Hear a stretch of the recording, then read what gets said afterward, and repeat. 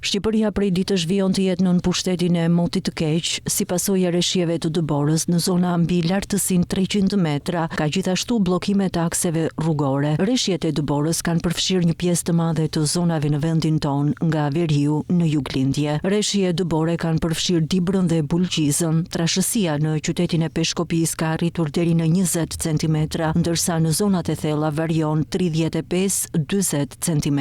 Rruga e Arbrit është e kalueshme, por duhet kujdes nga qafa e Buallit deri në tunelin e Murrizit. Ura e Çerenecit, Steblev, Librazh është e kalueshme me zinxhir, po njësoj edhe aksi Peshkopi-Kukës. Janë hapur rrugët drejt njësive administrative Lur, Kalaj Dodës, Muhur, ndërsa po punohet për hapjen e fshatrave të Dibërs me 8 mjete borpastruese. Mungon energjia elektrike në njësit Lur, Selisht, Kalaj Dodës dhe në disa fshatra të Sllovës për shkak të ngarkesës së Dëborës dhe degëve të pemëve që bien mbi linja. Qyteti i Kukës është zbardhur nga Dëbora duke krijuar një pamje fantastike dimërore. Një peizazh i mrekullueshëm është edhe ai krijuar në liçenin e Pukës, ku pasqyrohet imazhi i ftohtë e i pastër i stinës së dimrit. Rreshje Dëbore janë regjistruar mbrëmjen e djeshme dhe mëngjesin e sotëm në Llogara. Aksi rrugor është i pastruar dhe është hedhur krip, nuk ka deri tani probleme në qarkullim. Rreshjet e Dëborës kanë bllokuar segmentin rrugor Fusharrës i Ball. Trashësia e Dëborës ka arritur deri në 50 cm